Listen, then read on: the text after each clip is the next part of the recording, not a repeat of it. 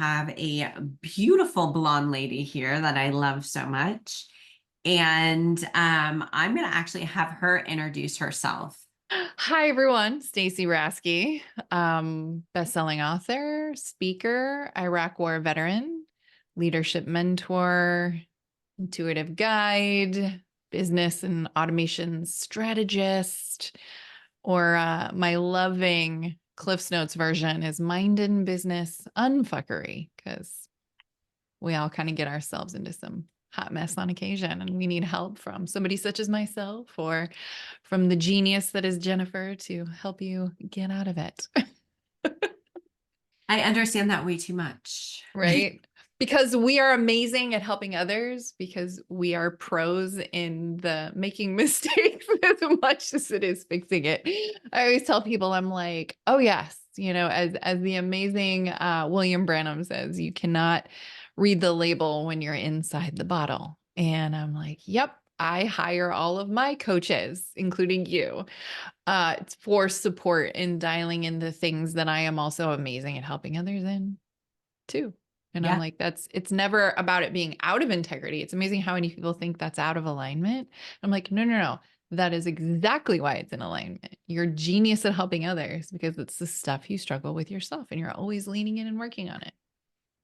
Amen to that. And I'm going to fall back a little bit too, is that we are so programmed as a society, and it started when we were children, is that we don't know what's good for us. Everybody else knows what's better for us. In reality, we do know what is good for us. We just decide not to look at it. So true. Yeah. So true. Well, and I think it's so conditioned, right? Like as kids, we do. Mhm. Everything passes through so freely, but as we are programmed with the stories and fears and limitations of our parents and society, I Mhm. was having this conversation this morning with the phenomenal Sue Ryan, who's pulling together her next TED Talk, and it includes some of this around conditioned apologizing. Right? We were talking about that. I was like, yeah, I tell people all the time, stop apologizing. Stop apologizing, because it's so automatic and it's so conditioned. And you think how many times when we were kids, that your parents would yell at you, like, just apologize. And you're like, but for what? I didn't do anything. Mhm. Right. Mhm. And so it's, or don't talk to strangers, or it's you meet somebody and just because you're related to, give them a hug, right? Like how it's always this chronic rejection of our truth to accommodate the conditions Yeah. everybody else is creating. And I'm like, well, no wonder I spent a lifetime wearing the mask of who I should be and rejecting my truth. It was conditioned. Yeah. I want to go back though and talk a little bit, if you're open to this, is that outside of us is knowing the things, but as business women, or stepping into a business or even a small business, or, doing the back end of stuff, there's things that we just don't know. And many of us, well, I'm going to say all of us that have achieved a level of success in somewhat, is we all had to go through massive loss to get our learning, right? Mhm. But we then understand at that point, oh, we need to hire somebody that actually knows more than we do on something, right? Mhm. We don't know everything when it comes to business aspects, or be the best version we can be in business. What do you feel on that one? Well, I mean, it's so true. And there's so many layers to this, right? This is always one of those new level, same devil situations. But I remember the very first time that I really swallowed my ego to say it's time to ask for help. And it was, I got into business. And for those of you, depending on where you're at in your journey, if you haven't gotten the memo that entrepreneurship is a chronic stream of all of your triggers of all your BS, because you're constantly activating your survival brain because everything is uncomfortable, AKA unsafe. So it's chronically triggering all of our unhealthy coping to deal with feeling unsafe and out of control from childhood. So most of us, it's control issues. That was my MO. Every control issue under the sun flared up and was sabotaging my success. So my first 3 years in business were really a struggle. The first 2 years cost me money. The third year, I finally started making money, but I threw a lot of money at problems, which is fawning, looking for a rescue. I always made things harder than they needed to be because Mhm. I only stayed in hustle and control out Yeah. of fear. I never trusted my feminine. I never trusted my knowing. Sometimes I did. I think there was a lot of successes that did happen because it wasn't all the time, but I think I just made things so much harder than it needed to be. Yeah. And so when I finally was like, okay, I'm ready to let go. And for me, it was letting go of my ego and saying, it's okay to ask for help. And I invested like a high ticket investment in a very customized hands-on business coach who was very holistic. And almost instantly, literally instantly, I wasn't even in the program yet. It was just coming up with the initial investment. It was like, at that point, I'd never made more than 5K in a month in my like coaching business.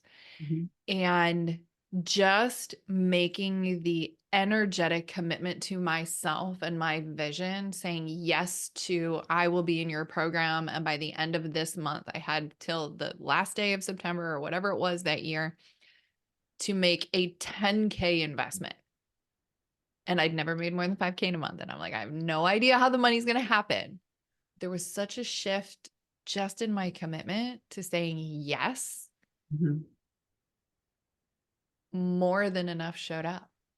Yeah. It opened me up to receive those clients and receive that financial income to allow that to happen Mhm. because it was Yeah. such a deep commitment. So like anything is possible when we let it happen, but I had to let go of that wall and receive. Yeah. And so I think that's an absolute beautiful thing. And for me, being a spiritual person and working in, the shamanism and things like that, when we speak of that, and it's so funny because Kevin, my husband, and I will talk about things like with business, and then I'll mention something, on the spiritual act of things. And he was like, well, yeah, but that's just the business aspect. This is the spiritual aspect. So when we talk about things shifting, right? It's the thing of, and I'll put this in the perspective of business, is we have these people doing all of the things in business that we're comfortable with taking control because they know how to do the things, but they're not the right person. And then we go, oh shit, here's the fear. If I let them go, who else is going to step in to take over the things that they need, right? All of that, right? And then you think of it on a different realm of like a spiritual realm of like, okay, I'm not 100% in alignment with who I am with this person. And I'll just throw out like a relationship, right? Like they are everything that I want, but they don't have these certain things, right?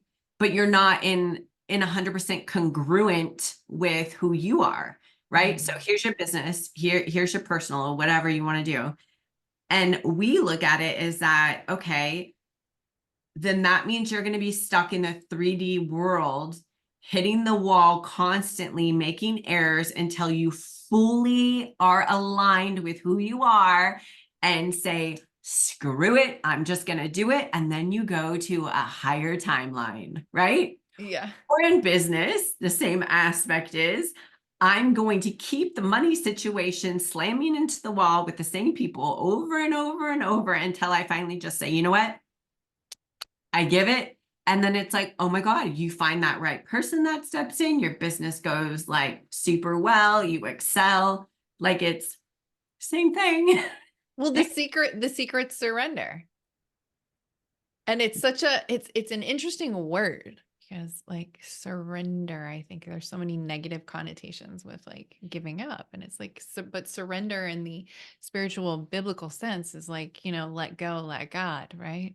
It's just letting go of what's not yours to control, which for all of us recovering type A control freaks, such as myself, Well, and most That was such a like, but that was my defense coming from a ton of instability and childhood trauma. there Right. you go. Because that's exactly Guilty. what I was going to say. It was like, it comes from most entrepreneurs came from massive trauma.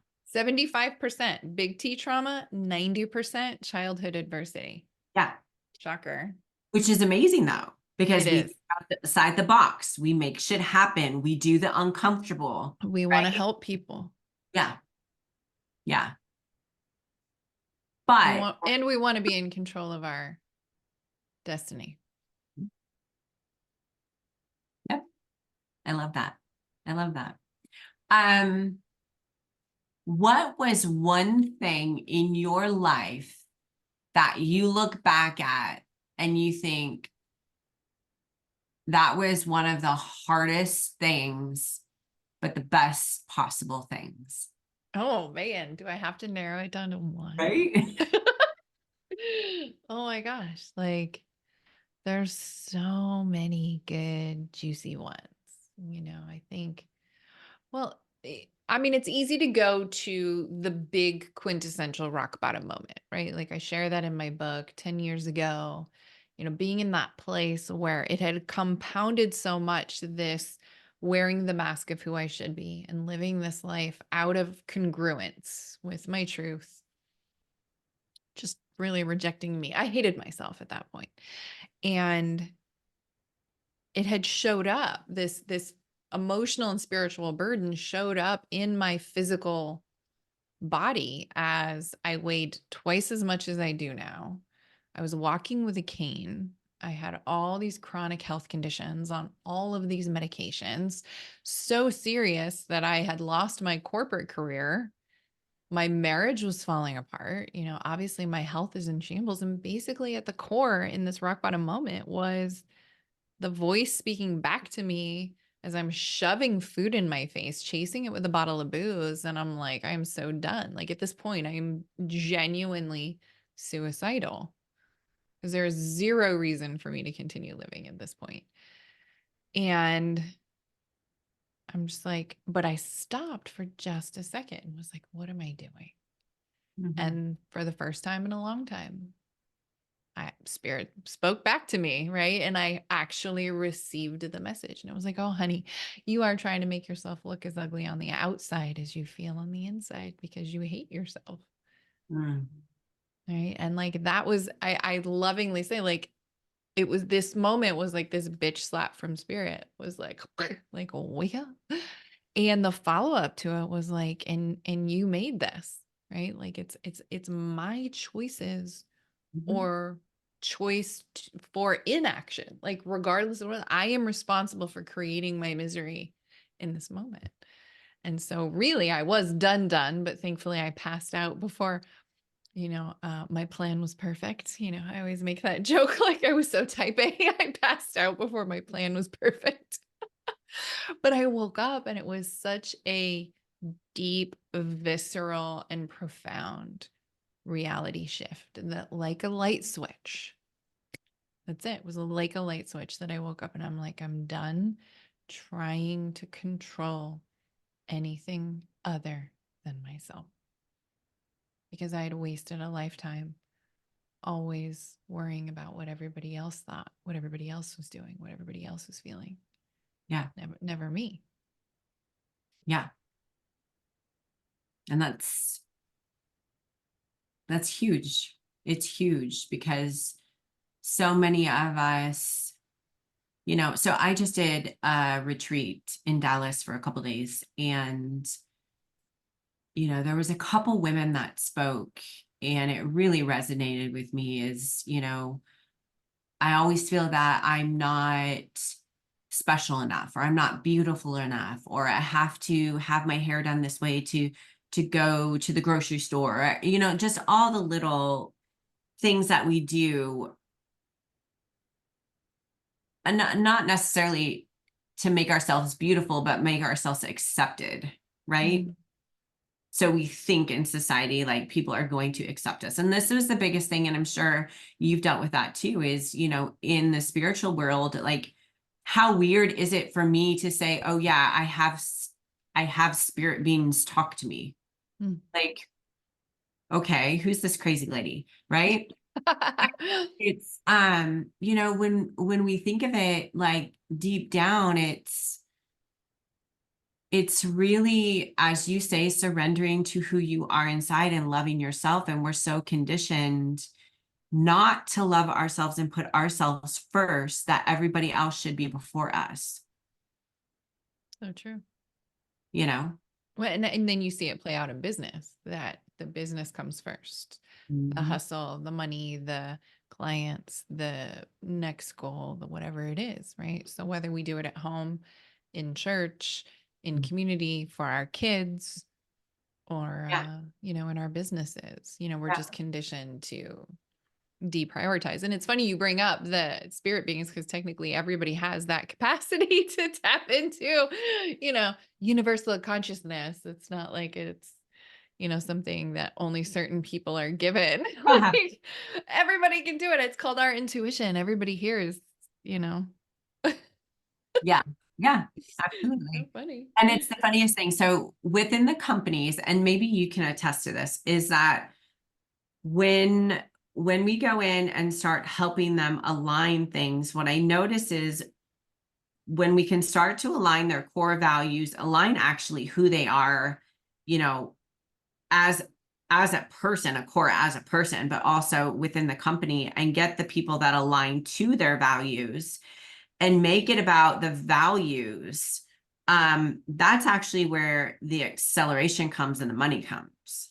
Oh, for sure. It's such an identity shift. You know, it's Yeah. this foundation of this hierarchy, right? This pyramid of success, really. And it's that foundation's the identity, whether it's the identity of the individual or it's the identity of the organization, right? And it's so interesting because everything is built on top of that. Mhm. And you can't have an identity of the organization, at least when the founder's still there, without the founder or the core leadership team having a sense of identity of who they are, because that energy, that identity is being infused into the identity of the organization. And Yeah. you see it all the time, right? If they're dysfunctional in their relationships at home, they're going to hire the wrong people, and there's zero accountability or no responsibility chart, right? All of that stuff, right? Yeah.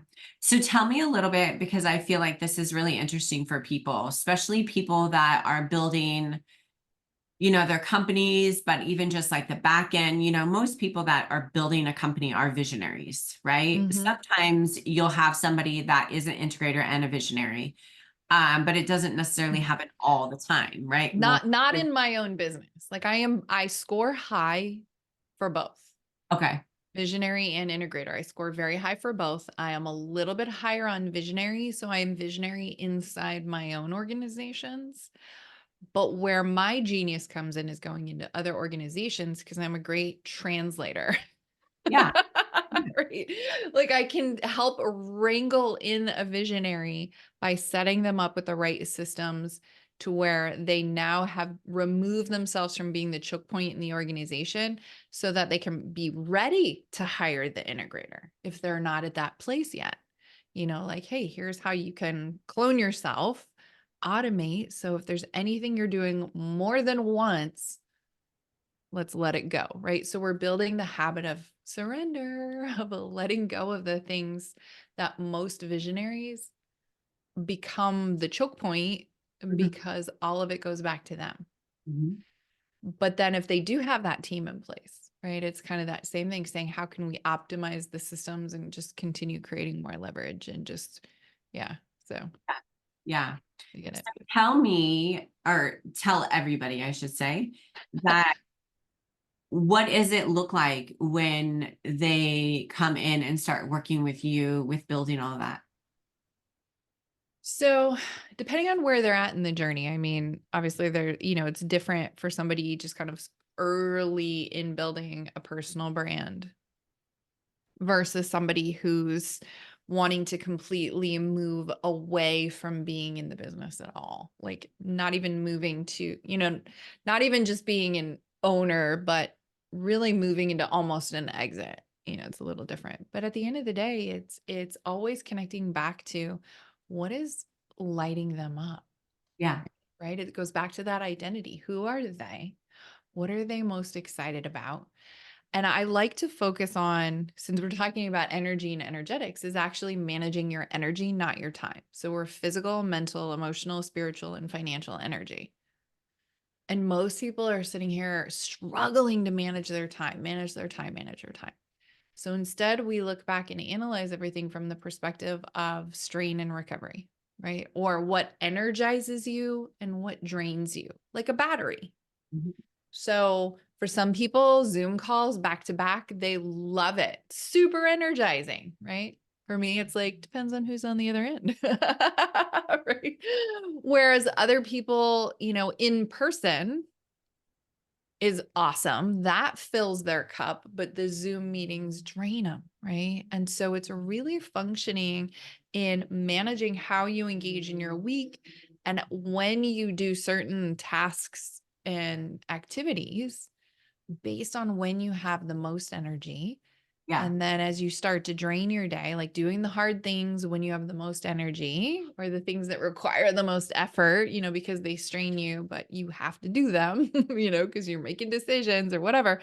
And then pad your lower energy time of your day with the things that help you recover or, you know, recharge your batteries. And so when you start functioning in that capacity, it really shifts that leverage point.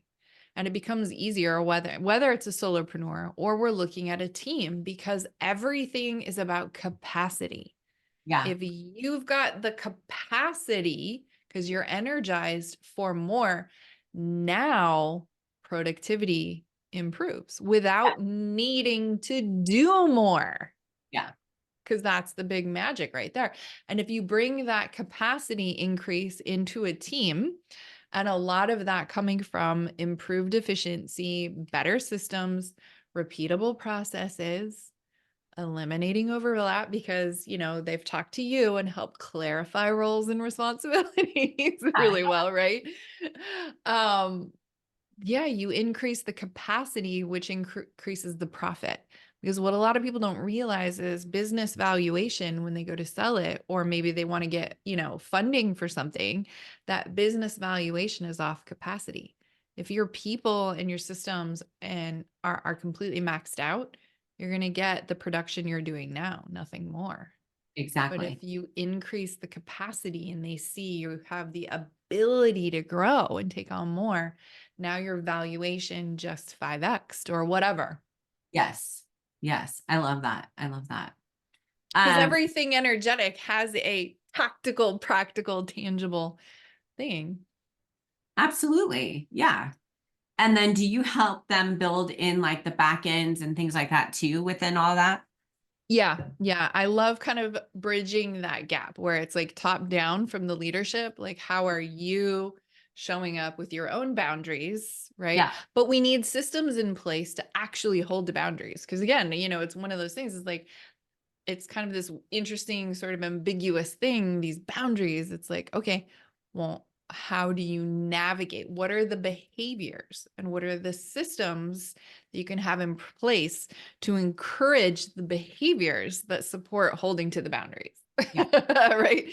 So whether it's systems for self at home by pre-packing your meals or having your, you know, your sneakers laid out to go to the gym, whatever it is, or having boundaries with systems such as project management and calendar bookings. So you don't have to be like, nope, here's the link to my calendar, book some time. You've already set it. You're not going to overbook yourself. Yes. You know, having things automate, like I said, anything in your systems. I've automated my networking. I just went to this event in San Diego. I love that between the initial introduction of getting people into the system and the follow-up, I've got a 92% conversion rate of getting somebody that I meet onto a virtual coffee to just nurture building a genuine relationship. And that's where it all comes.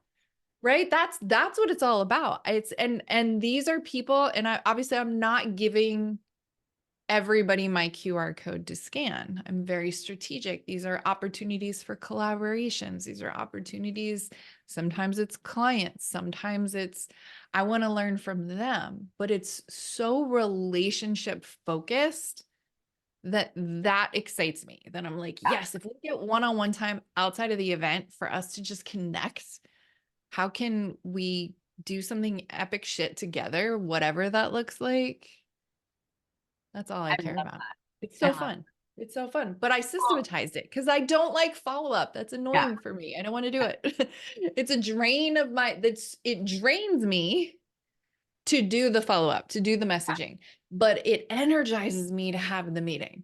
Yes. So I would rather be on the meeting and not worry about following up. So Yeah. a lot of those systems are like having templates in place for follow-up emails after a sales call or whatever, right? All of these different things. That's beautiful. Yeah, just systems. And I used to be afraid of systems. So afraid of systems. I thought I would lose some of my magic and my mojo, from the visionary, right? Side of like, but I've got all of this whatever that if I overly structure myself, that I'm going to lose that. And Yeah. that's not the case.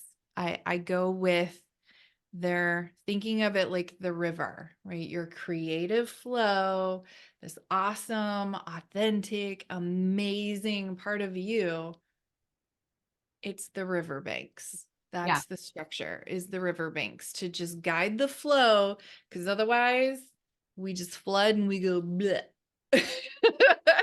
Yeah. It's And true. nobody likes bleh. And that's that unfocused, frazzled energy going everywhere where you end up tired, but never moving the needle forward. Yeah. I love that. Right? No, like it was a beautiful analogy. Like Yeah. honestly. Mhm. Yeah. Um, I mean, and that's the masculine feminine. It's the masculine energy is like the boundaries, the river banks to just guide this beautiful feminine creative flow that everyone has. everyone has. Everyone. Yeah. Yeah. But that's the systems and structure. That's how I had to make friends with it. Discipline was a bad word because that meant you got your ass beat. you know? So, yeah. Like, okay, Yeah. I'm gonna make Well, friends with especially like structure. from our parents, and then, if you have a military background. Yes, discipline in the military was definitely, and structure Yeah. was, you can thrive in that consistency, and it's a really good. And I think there's a lot of value to the experience of kind of breaking things down to build you back up. The problem is, this is something as somebody's gone through such a trauma recovery journey, is it's all given to you. So we're still lacking a strong sense of identity internally because a lot of us, we show up fucked up, right? We're escaping trauma and instability, abuse, addiction, like whatever we're running from, jail, right? Whatever it is, which means we're moldable, which is a good thing. However, the vision, the mission, community, all of it is external and it's given to you. And then when you get out, it's lost. And I was lost Yeah. because of it. And it's just a common theme over and over again, and why suicide's so high, Yeah. because they're never able to reconnect to either another sense of community or anything external, or most importantly, learning how to move away from the external condition, validating your sense of enoughness or identity, and learning who you are without a label or a number or a rank or, anything. So, Mhm. or even a amount of money, all the ways we label ourselves, right? Yeah, it's true. That was beautiful. So if anybody wanted to get a hold of you, how would they get a hold of you? I am Stacey Rasky everywhere. Thankfully, I'm easy to Google on every platform, Stacey Rasky, and staceyrasky.com is kind of the central hub for all things. So that's generally the easiest. But if you message me on any platform, it is me responding to you. So feel free to shoot me a message. I'll And answer.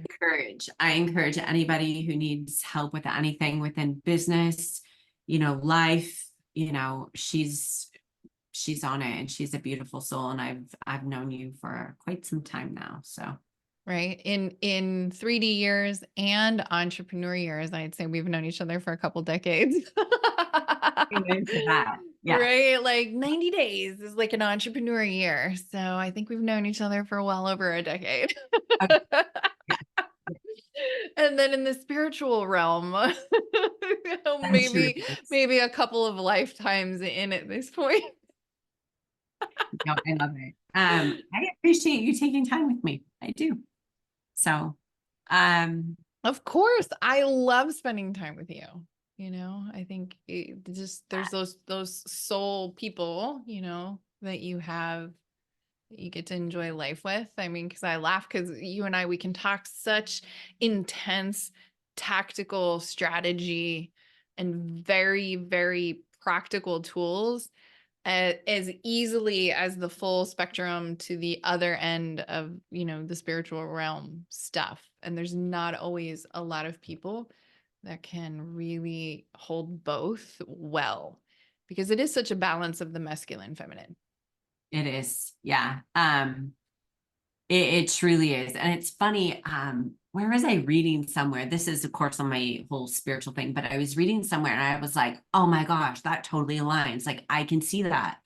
Is that we chose to come in very masculine in this life, but we chose to do it in a feminine body, because if we were in a masculine body, we would be more than in our ego, and our soul wouldn't learn the lessons it needs to learn to flourish. Mhm. And I was like, man, I resonate with that.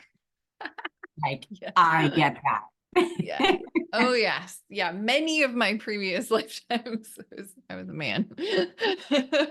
But yeah. And according to multiple spiritual advisors, this is my last lifetime in like I think it's many of this ours. realm. Yeah. I think it's just we get to kind of culminate and do some big epic shit. I received that. I like that. Right? I I like love that. it. I love Yeah. it. I know. Well, thank you so much for Thank you, having me sister. on. And I always love spending time. And yeah, we co-create such amazing genius. Amen. And I'll post all your links. I'll have everything on here. But I want to thank you for your time. I really appreciate you. You're welcome. Thank you for creating this space for these conversations. Awesome. Okay. Thank you, my love.